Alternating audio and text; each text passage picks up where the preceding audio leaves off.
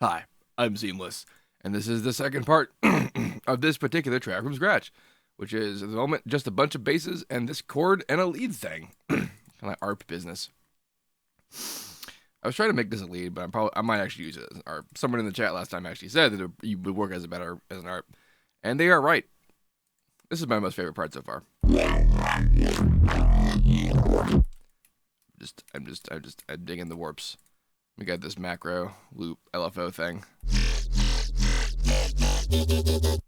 which I might use. I like that high frequency top end. It kind of sounds like a sampled Reese a bit. And there's this chord thing. I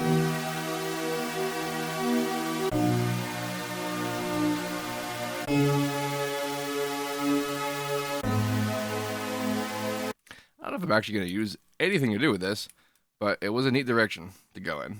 So leaving it there until we get something better. Someone in the previous video asked why I have a lot of patchers like this, like why I put basses in patchers, or put series in patchers, even if I don't do anything with them. And it's because I might do something with them. In the past, patcher would actually be a bit of an issue because it wasn't multi-threaded. And anything that you put inside patcher would, even if it could have been multi-threaded, it would have been all on a single thread. Which implies that if you have a seriously large patcher, like with a lot of crap going on, that actually means that you have like way worse performance than as if you had done the same setup inside the mixer. And it would have been the same setup. This is largely the same stuff you can do in the mixer, just with a different view of things. Plus that you can also do it all inside one mixer insert. And now that there is multi-threading, there's not really a performance difference between using patcher or not. So even if it's not doing anything, I don't really feel bad about having it up there. Because I do want to actually sometimes come back in and be like, now I want to do a bunch of crap. And it's more annoying if I have to like convert it to a patcher thing, or if I like end up doing something complicated in a mixer, which of course is how I lived for thousands of years. But it is the patcher for me is just a little bit better, and it uses less space ultimately. So that's kind of an important deal. Speaking of which, get me a new patcher. I'm going to do yet another bass. Don't know. I'm not actually going to do this one with Serum, though. This one's going to be a citrus, and that's because Did I decide that I was going to do this whole song with Serum? Is that a thing I said I was going to do? I don't think I said I was going to do that. I honestly don't remember. Or did I just, decide that I was going to do that? It really seems like I'm using a whole bunch of Serums. Alright, well, whatever. I'll just keep using Serum. Honestly, the thing I wanted to do, I could do in Serum anyway. So, then the thing I want to do is to utilize some amplitude modulation. Someone in the chat asks, Seamless, have you ever tried to get real high and try to make some music? I've actually talked about my experience with drugs and production in the past, and mostly it's that no, I don't. And it's because of a lot of reasons. Like ultimately, like when you for lots of different kinds of drugs, it's a lot like you have to learn how to do a thing that you already are doing again. And I guess that's pretty accurate for how that's like with like an engineering skill like this that you learned, as I learned, without any of that, for more or less the whole time. So introducing that into the mix pretty much meant that I was incapable of doing anything. So I generally do not do that.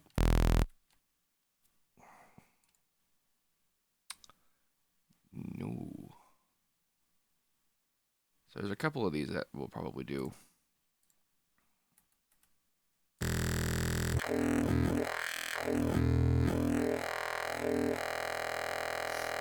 Alright, so you guys want to learn some stuff about remap? Here comes some remap. I did say I wanted to use Serum more. There it is. Alright. So I'm pretty sure I figured out how this relates to this. And this actually has a lot to it's a lot like gross beat, actually. Gross speed is all about manipulating time, and the default like time position in gross speed is this. This is to say that it's going to do the default thing it was going to do, and then like you can slow it down or you can stop it, and then there's like a little angle in there that tells you like it's like below this line and go backwards, that kind of thing. And this in here inside remap is to say this is the beginning of the waveform and this is the end of the waveform, and we can move it. And this is important because it actually helps us to do formant stuff.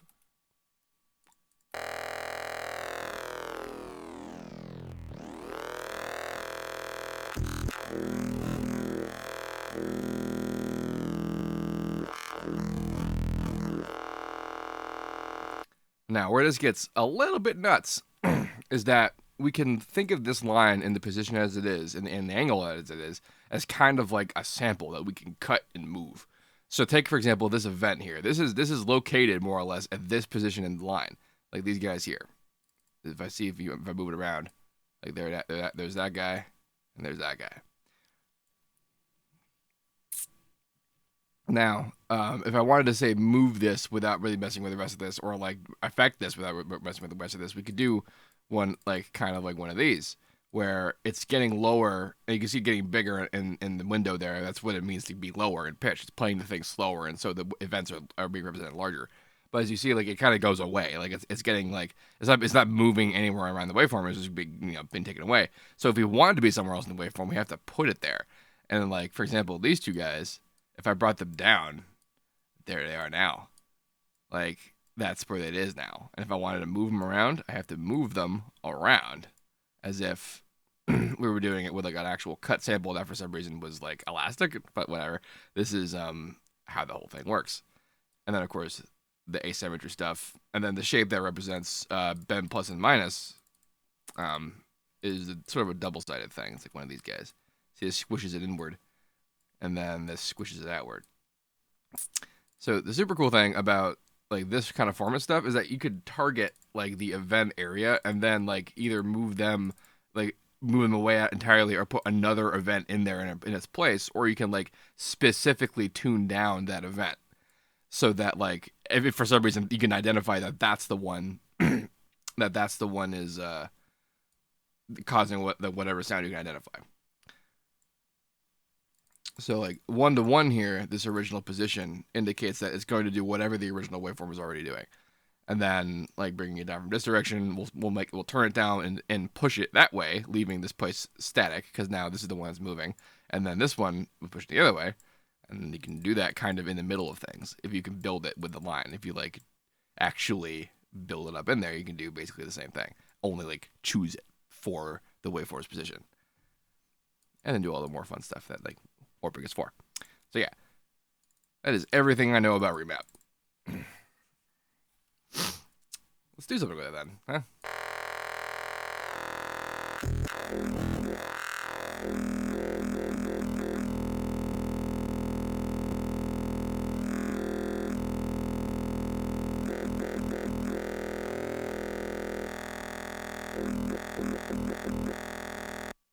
Decent.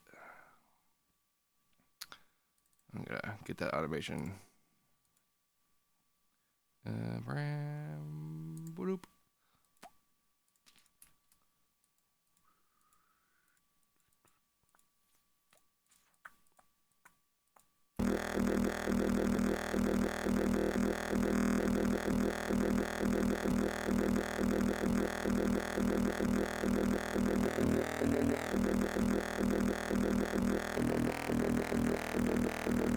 Okay, so here's something else about the targeted nature I was talking about.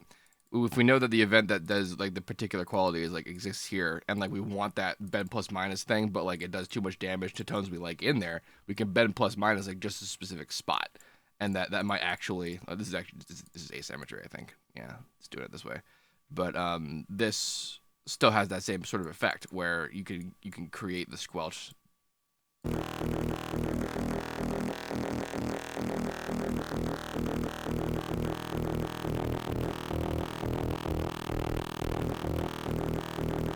Have independent control over that, over like the different pizzas of the waveform. Yeah. Could you use gross beat onto another sound to simulate the same thing? Or kind of. This is working so well this way because it's a single cycle, it's staying single cycle, and this window sized of it is never changing. If you were just doing it to audio in post, like it wouldn't be mapped like this. It would happen to the whole thing, and it isn't targetable like that in like a waveform sense. This is actually a little more like what the band distribution window in Vocodex is like. Even though they are not even related process wise, they have a similar effect, which is that like the formants get moved around in a particular way. And if you can sort of map them to be like the reason why someone else mentioned Harmer in the chat about why is it that you can do a similar like bend plus minus effect with Unison, and it's because you can get phase cancellation to kind of sound like that, and a position inside Vocodex of the bands, like how thick and thin they are is one thing, but then like if they're linearly distributed or if they're like if there's a curvature involved in like where their distribution is, that changes the nature of the phase cancellation. And if you can plan ahead for that, which like barely even can I, you can get a sound that's kind of like this for that.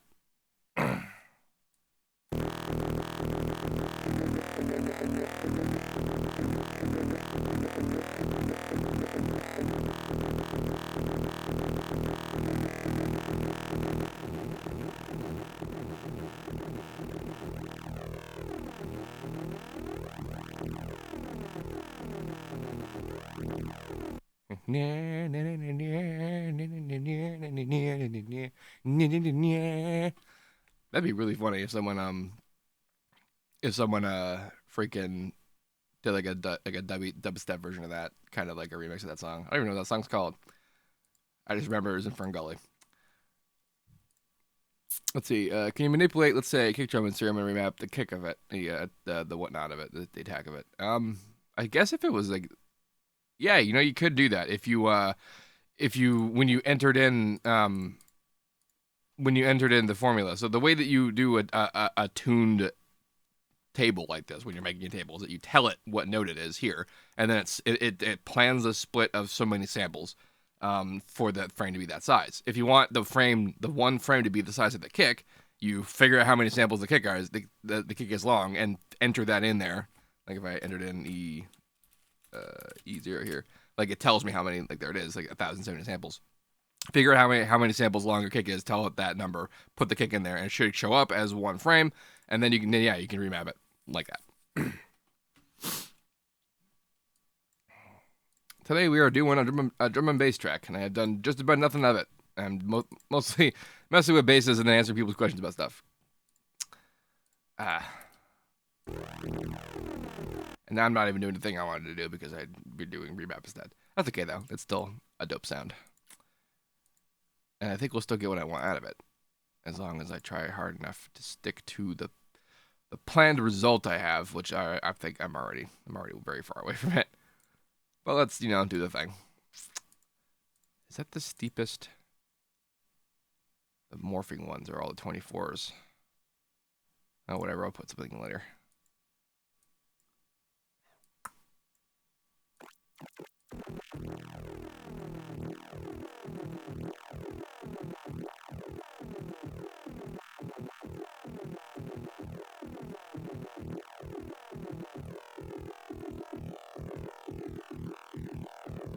Alright, there was definitely like a way to make the unison do something a little sillier than this. Yeah, here we go. Let's try exponential. No?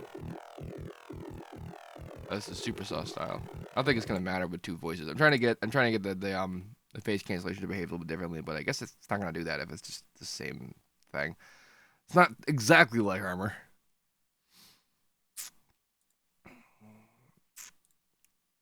Let's macro up some basic stuff here. I don't really feel like asymmetrical A shaping today.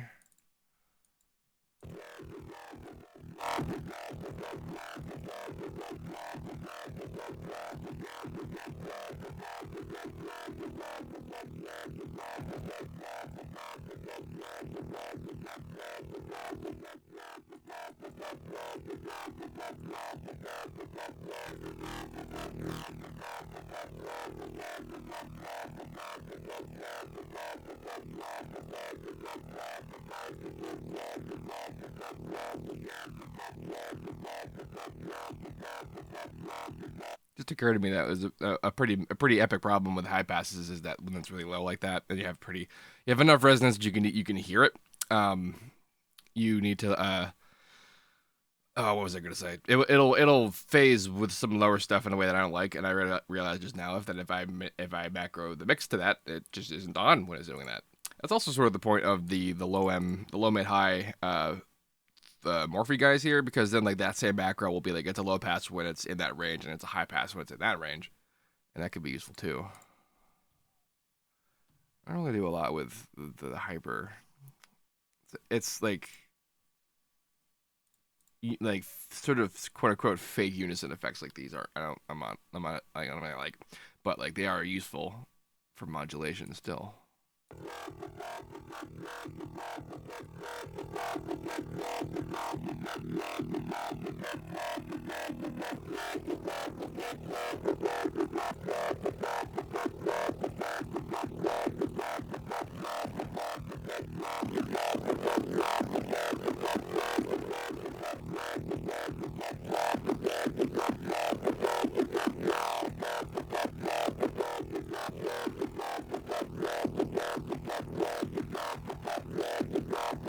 Oops, okay, I know what we're doing with this now. Although, is it gonna matter if I do this? So what I'm gonna do is I'm going to square art by it or whatever. But because of the remapping, I'm pretty sure this is just that's gonna reintroduce saw harmonics no matter what. Yeah, that's what I thought. And I do believe there's a way around that if I get clever.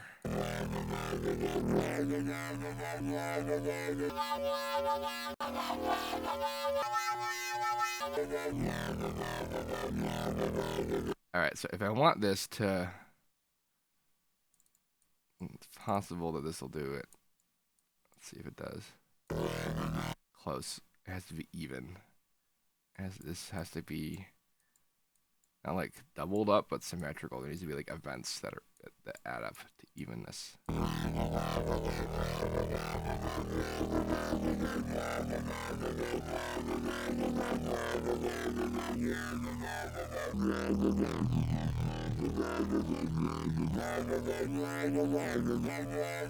Even just doing it with a performance is enough to fuck it up. So I guess if I did this, I'd have to do that, right? So a little bit up, a little bit up. So that's formatting it, but evenly?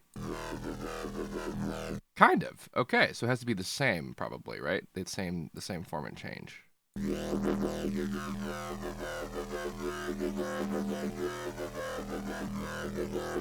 More or less. Nice.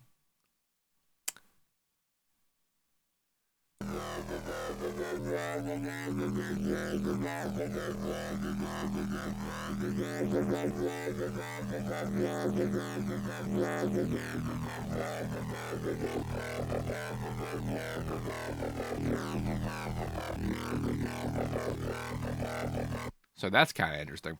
If I wanted to maintain the square feel, like if I never wanted to get away from that, the goal I'd have is to make this as symmetrical as possible, because it's not even really that I want it to happen twice. Because if I wanted it to happen twice, I would just do this twice, and then I would also that's what remapping like the two these guys are kind of for. They just do the same thing twice. Pretty much, I have to imagine for this reason.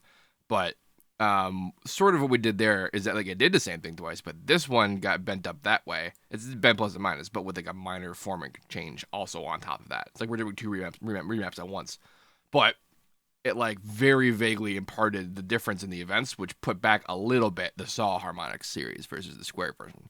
So like, I'm on board with that because like I didn't really want it to be that toothy, but a little light application of it feels good right now. I had the master pitch down. How long has that been the case? That wouldn't even like work for most of these. I haven't set the pitches. I've just been D2'd a few cents for no reason. Awesome.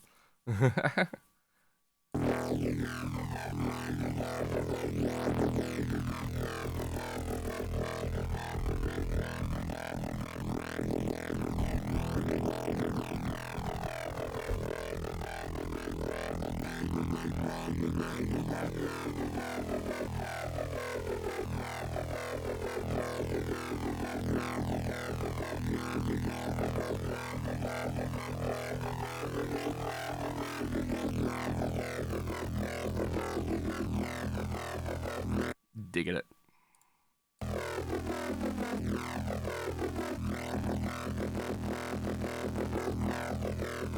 The other day I was automated this guy too, and that kind of worked out.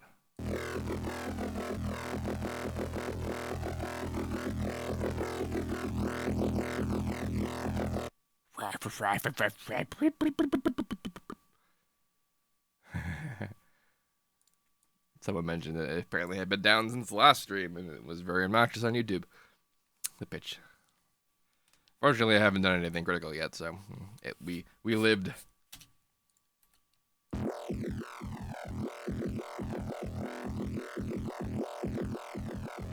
Man, I just got the most intense desire to be able to like put some of my unison voices in here and some of them not. That's a distinctly unison. That's a unison thing, yeah. That's a distinctly kind of citrus and armor thing. Come on, mouse.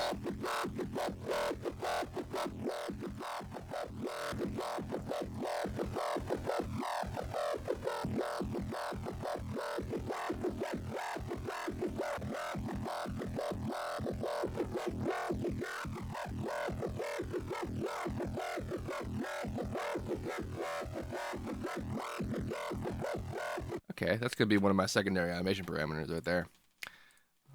So that when I use the sound, I can just I could throw around that guy on top of it to introduce decent variation. Like so.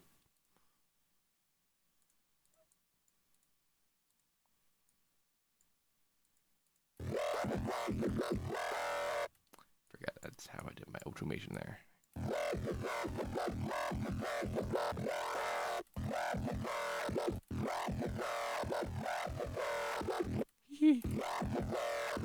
Didn't seem to like that there. I wonder why. I wonder if that's one of those parameters that freezes things when it gets automated.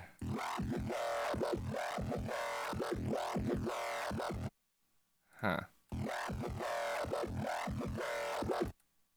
I think that's just the delay of my audio here. Nope, it's freaking out.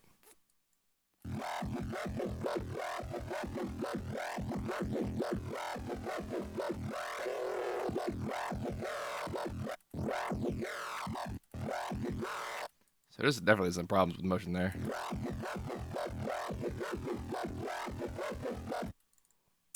Someone mentioned the infinity case, and it's always something I want to do, you know, but it's just like doing it was a little bit worse than I anticipated.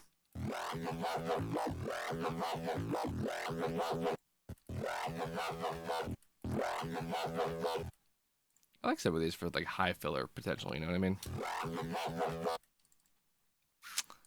I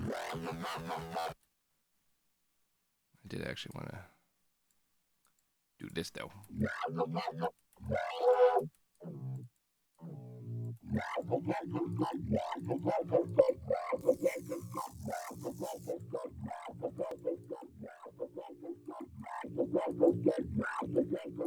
So the volume on this is problematic sometimes. How low has that been? No, that's fine. The input is pretty erratic, and the output is even more erratic.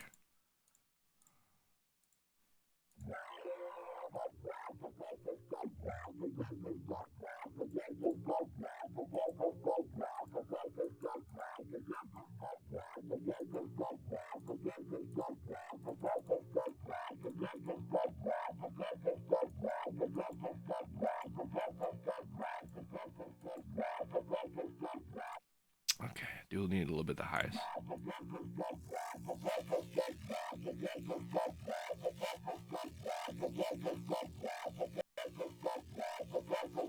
Thanks, autosave.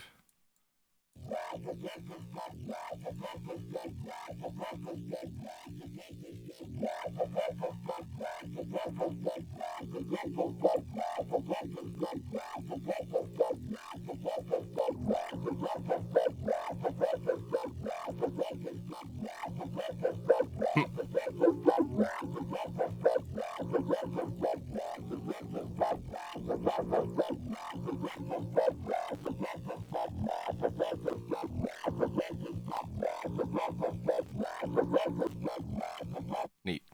I was letting that be really dark and stupid for a second because I could hear that just fine, but the plan here was to bring it back with some compression. Where the hell did Maximus go? Man, this is my one bummer about this. Whenever I add new stuff, it moves things. I hear a dog barking. It just kind of sounded that, doesn't it? Get ready for why it's really quiet. Got that no sub going on in there.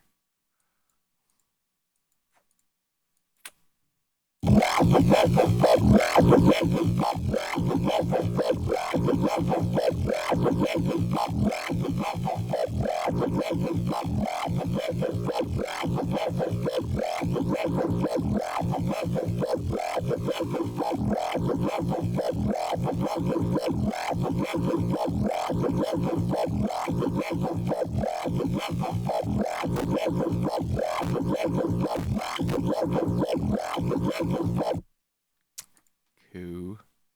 How to compress. Fucking wreck it.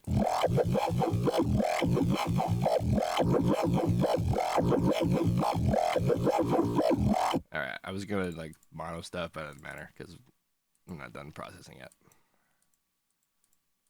Alright, now I can hear this, let's try to do some stuff to it.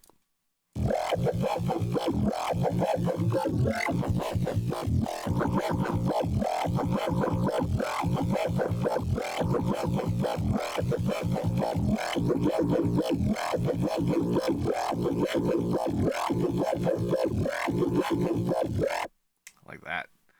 That's a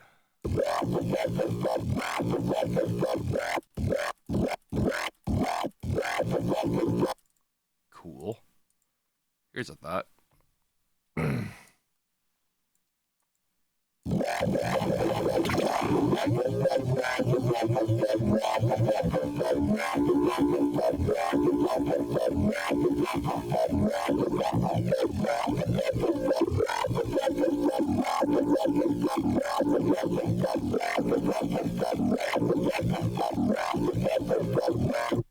Alright, here's where Patcher comes into play. What? What? Thank you.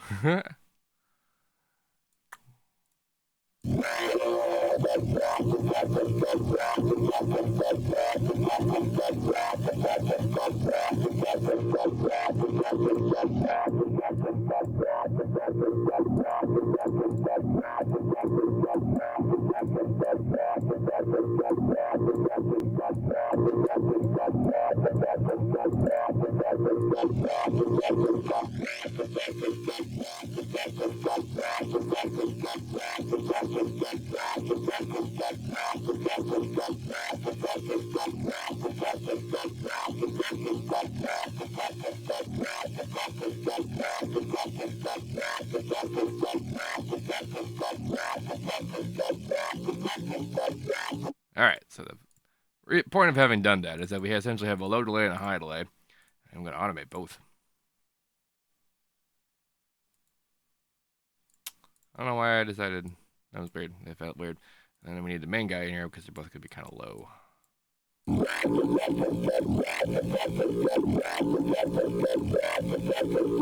I need to hear. Okay, did I miss one? Did I not make this one an automation clip? Did not. Alright, so this is the low one, this is the high one, I'm pretty sure.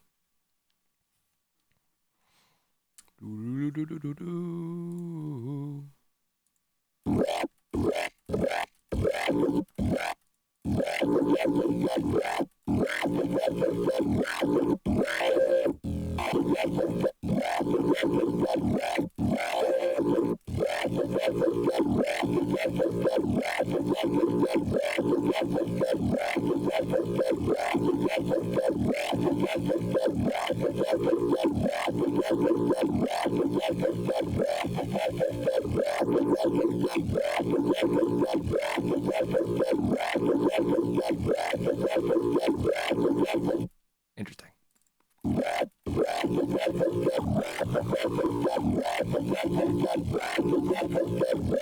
Of course, there's always automating these guys.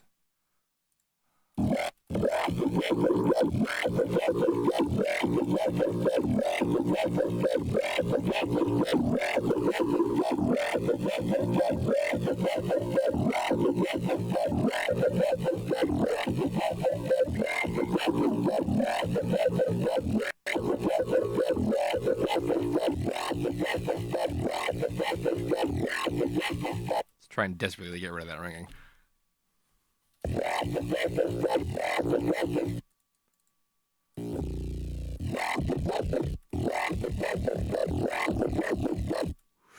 Growly. I dig that. Let's see what that sounds like more square like. Nothing.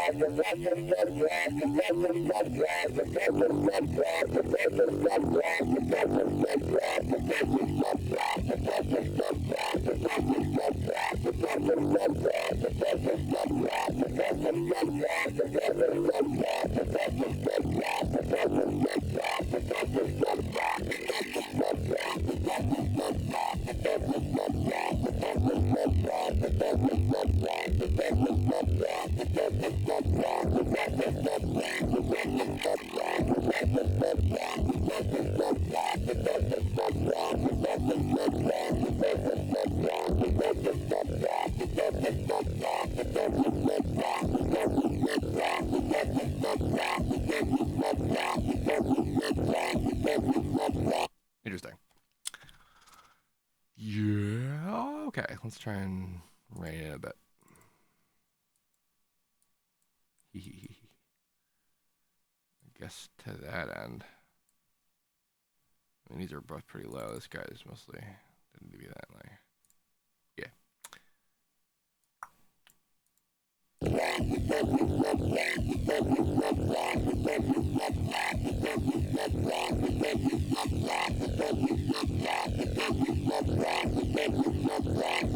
And of course, we need to fix the hell out of this low end.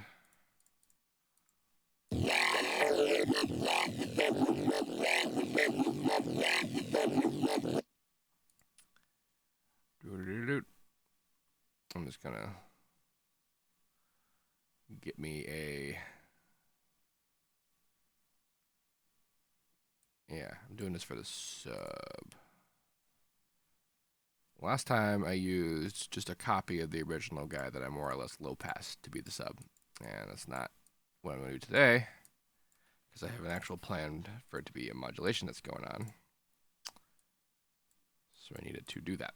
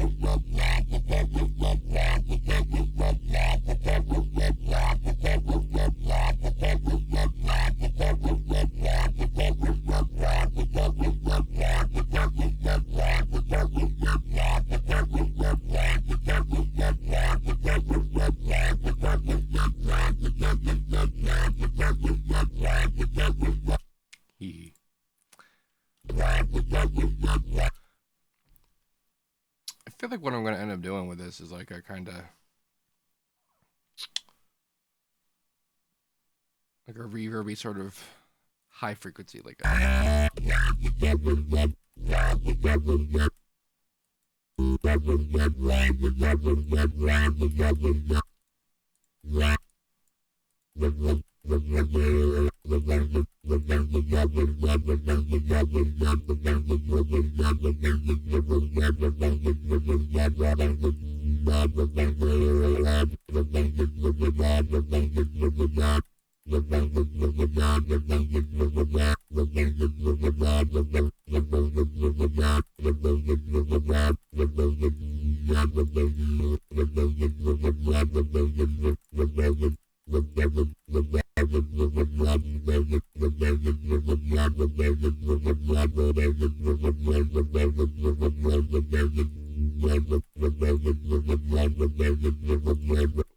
Pretty subby up there.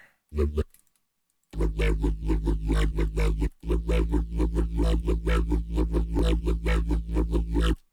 then get us. So I haven't messed around a lot with the reverb's modulation potential yet here.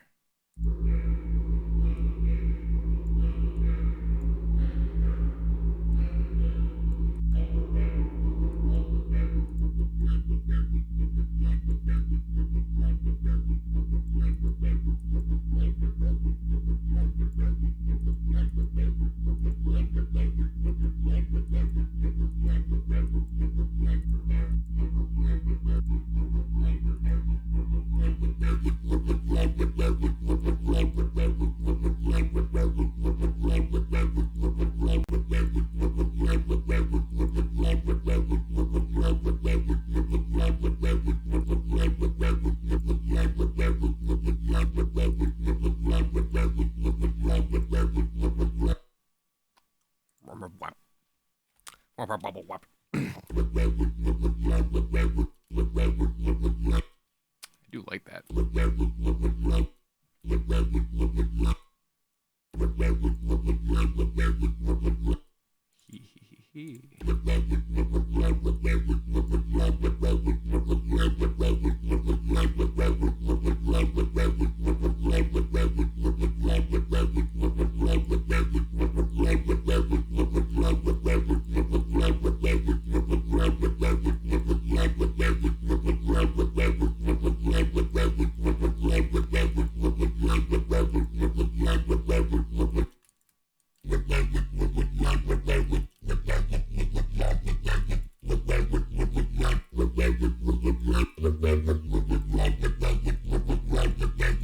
Cool.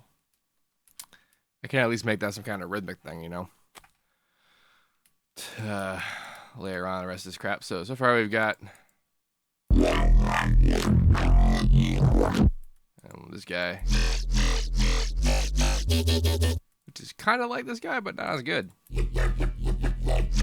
Of course, still bad business. And still don't know what I'm doing with that. But cool. May have just had a thought about what I'm doing.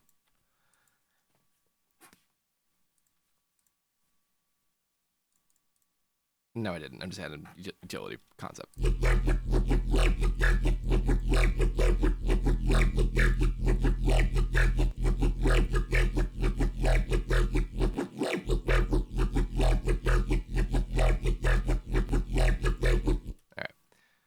I guess, is this enough to have a texture of a track? Those are kind of nice, similar as sounding sounds. Similar sounding sounds, which is good for me. That could be like my motif. These guys, right? I haven't done a straight, some seamless bass track in a while, you know. Although, I still don't have like a real Reese, and I keep talking that up, and I keep not doing it. So let's try and do at least one of those. For real one, and I keep saying for real versus what I have been doing, and like there's not like any like consideration for what like a real or not real one is. It's like when I say real Reese, I'm talking about like accomplishing it via the technical method, which is to make phase cancellation do the work for you, unlike what we did with the first guy, which was to use an LFO to do what the Reese usually does, which is to create rhythmic modulation and to be in control of it, which is honestly the smarter call, because then you are in control of that stuff. But also, on the other hand, some of the cooler aspects of sound design are accomplished when you allow things to be outside of your control. Plus, I just like those kinds of Reeses better most of the time. A Reese, that Reese's. Oh man, like the roof of my hand is stiff. Like, the rest of it isn't stiff. There it is.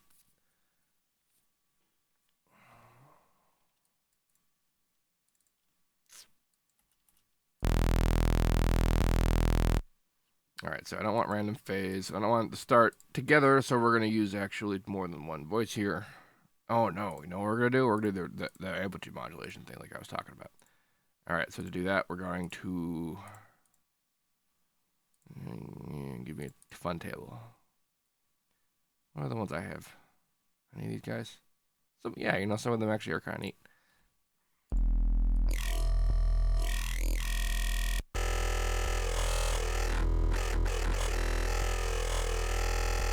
This is a slightly incorrectly pitched table. When it moves like that is how you know you've got like your detuned slightly. And filter modulation tends to do that stuff. But we can kind of fix that a little bit. I apparently did that already. Okay. What am I doing? What I was doing with this? All right. I'm going to AM it from here.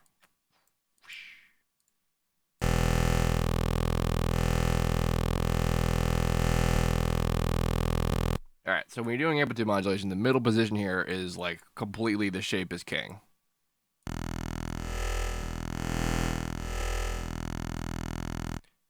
So now we can come in here and interpret this as to being like a volume envelope. No, I need this guy. Oh, damn it, I forgot. Okay. There you go.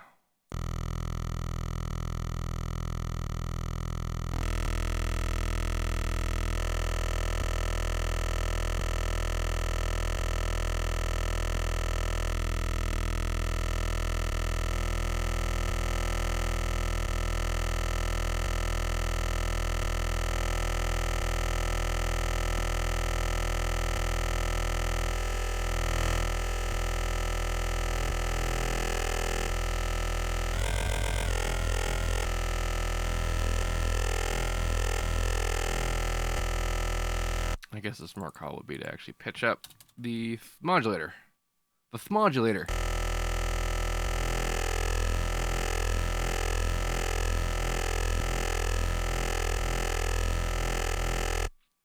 Unfortunately, not completely free from the detuning thing that happens when we do this.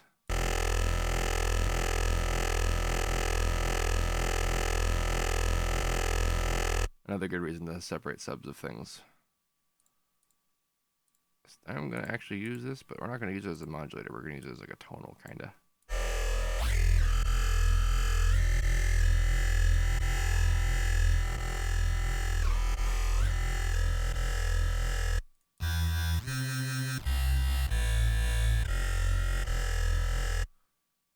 Let's be even more ridiculous.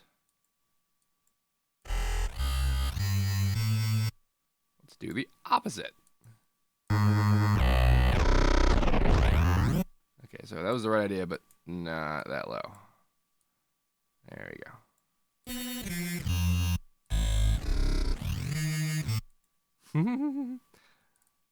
As usual, needs to be just slightly sharper for the range of bass I want.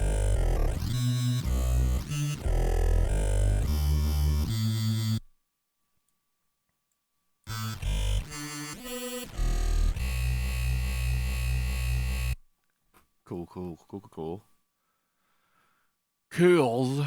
Coolslies. So if I wanted to get extra special, we can unison this guy.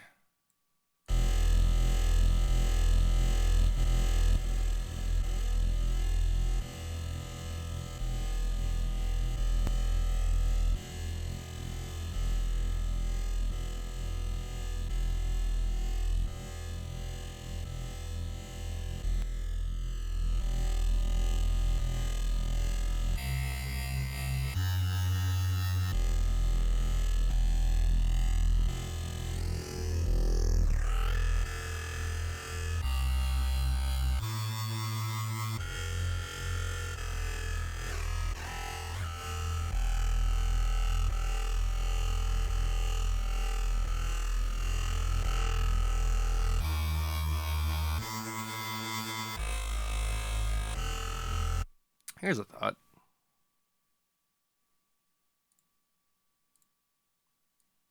God damn it.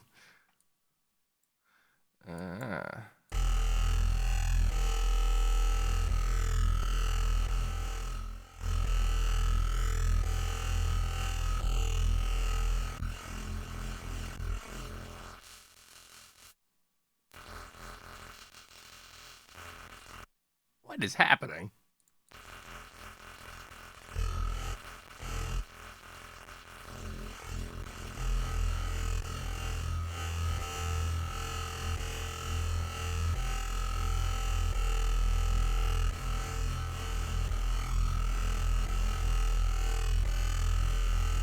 Oh, you know, I bet that was the Unison doing that. Would the note tracking work with pitch bends? I think so. Yep, seems like it. That was definitely moving with it.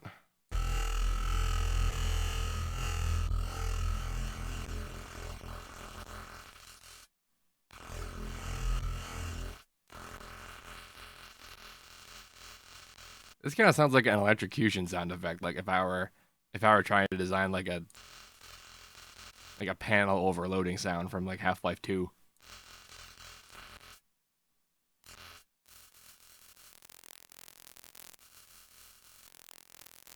That's apparently what that sounds like. Jesus. Ow, that like hurt.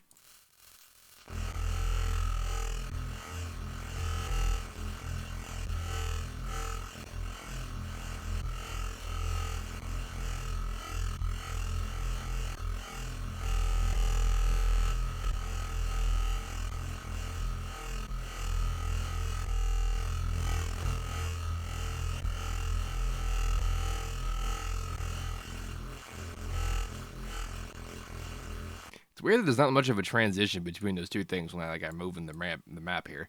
Like I'm trying to get like more intelligently mess with the envelope of the amplitude modulation by remapping it like this, but like it really is like it's doing the other thing and then it's doing this thing or it's doing nothing. So maybe not.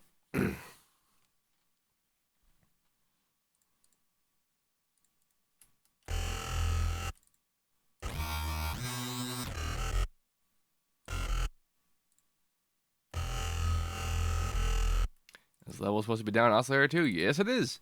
Because we don't want to hear it. We just want it to be affecting operator 1 here with AM, so it's not supposed to actually be heard. We were hearing it earlier in the very beginning when we were making that sound, and it was messing with stuff in a way I didn't want.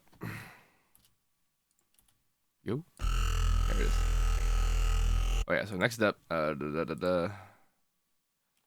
so, Is this gonna work if I don't have the sub in there? I guess it will, because it's, yeah, alright.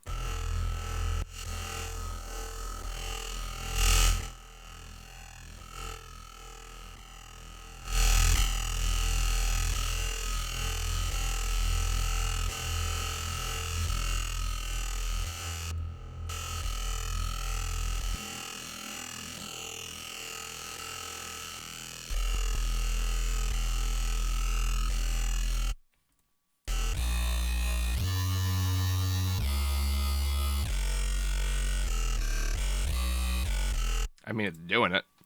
It's just not very prominent. I don't know that would necessarily be different if I weren't. Well, just for double checking here, let's try just slamming it into a limit. Maximus is here now.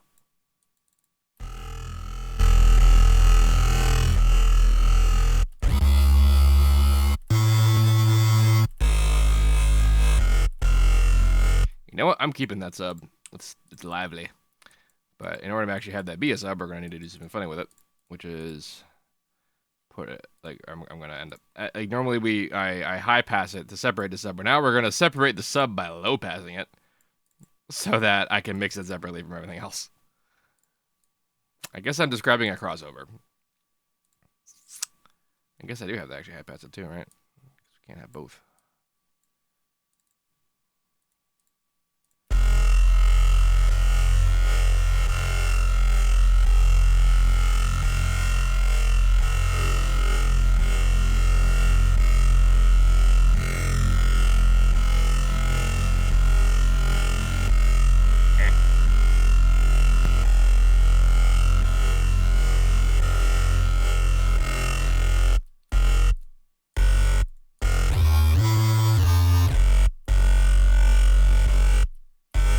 There it goes, right at the sub.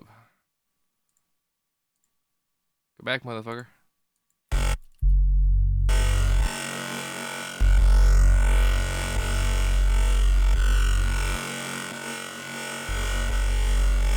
Cool.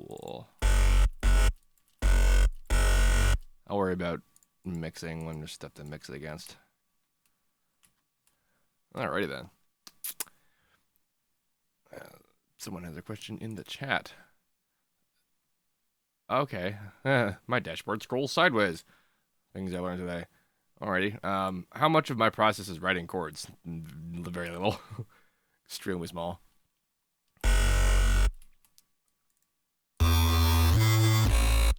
Yeah, definitely has a little too much high-end range there. Like, I wanted to be sharp, but I also want to play those high notes and have them not, like, wreck things like that.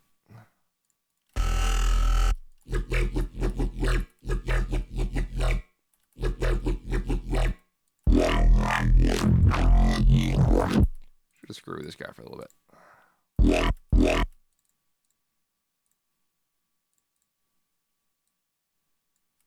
Oh, I was using that guy. Okay.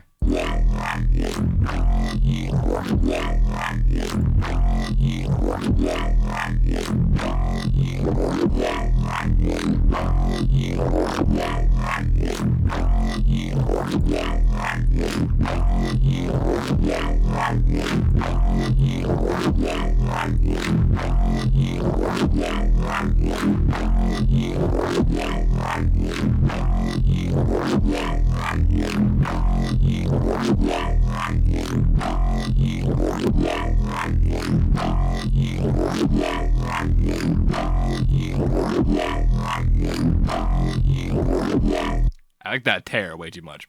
So what's happening here is I just remapped this oscillator, which is FMing the other oscillator, and so that's why the tone is changing, because this guy is, when this dude is automated up, is being employed to it.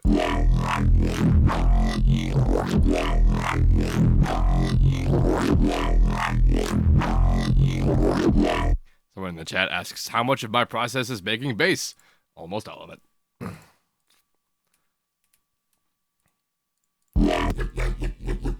You know, I'm going to do a smart thing, which is to take a guy like this and then make a clone. And I realized actually the smarter call would be to do that with this. I need to make it unique here. Jeez.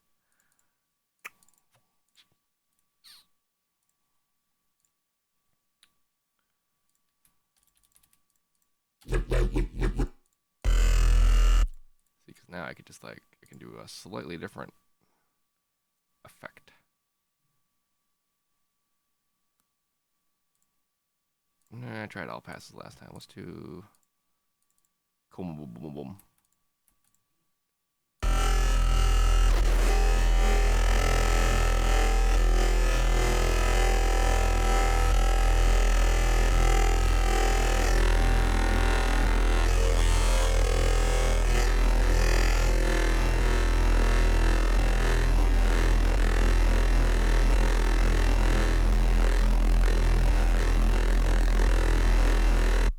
Kind of basically phase modulation, but I don't see why it's not. I mean, I'm expecting something slightly softer than what's happening there. You know what I'm gonna do?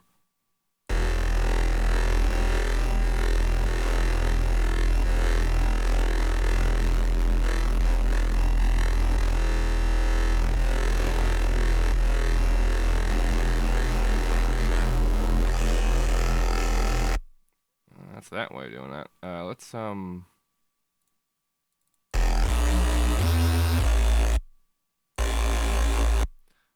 what was I gonna do? I was going to. This is like my favorite thing to do. Pretty much anything, right?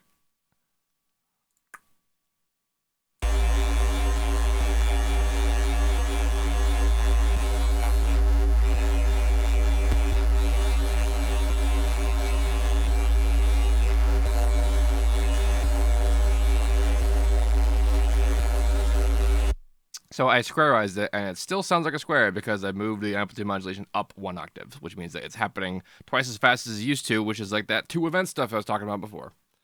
So that's what's up with that.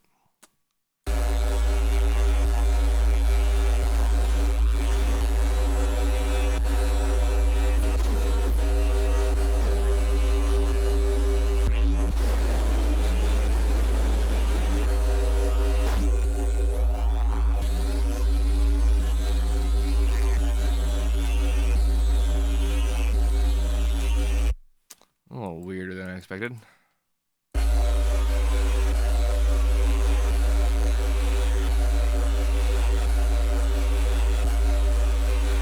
So that wasn't really. I wanted to make this like a reset thing again, but this actually could make an interesting effect sound.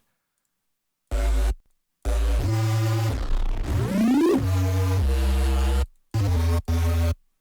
if I wanted to make this like a fill of some kind.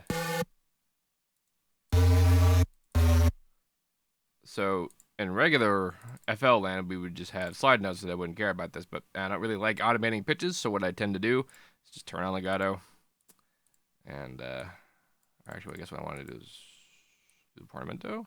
For this sound, I think I do. Yeah.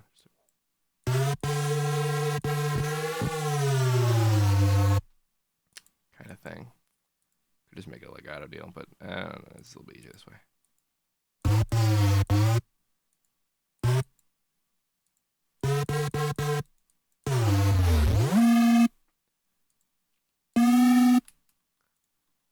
Good evening, Pete McDonald. I am having a good one. A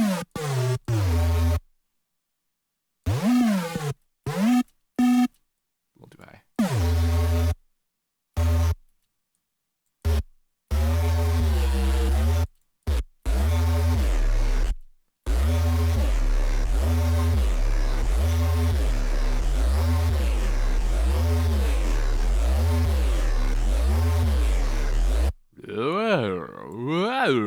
Anyone else getting dizzy?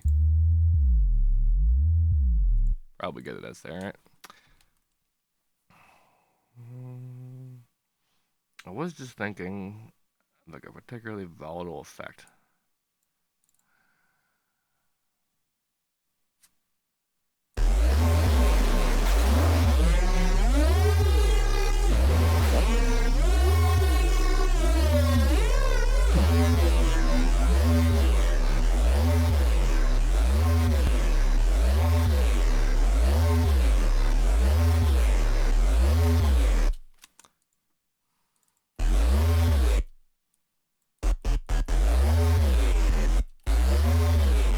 All right, filler bass is filler. I'll keep that around there. Wow. Okay. I think we're finally getting somewhere with the materials approach here. I think so. Something I've noticed in sample packs is that when they make basses, they'll sometimes also have samples that are like the basses arranged in a drop. I don't really know how they do that. Like insofar as like I don't know if they do like write a drop and just take the drums out, or if they're actually writing the drop like that without having drums. But I think I'm gonna try that. I think I'm gonna try to write a drop without drums to see if I can like have a motif that I care about before drums exist, and then let's see if adding drums will either help or hurt having done that. That will be what I do next time. Today is Monday, right? So that means the next time will be Thursday. Same place, same time, 5 p.m. This is happening. I feel pretty good about this, about being seamless again. Anyway, if you have any questions about this, please let me know. Don't forget to like, comment, subscribe, and all that good stuff. And as usual, have a nice day.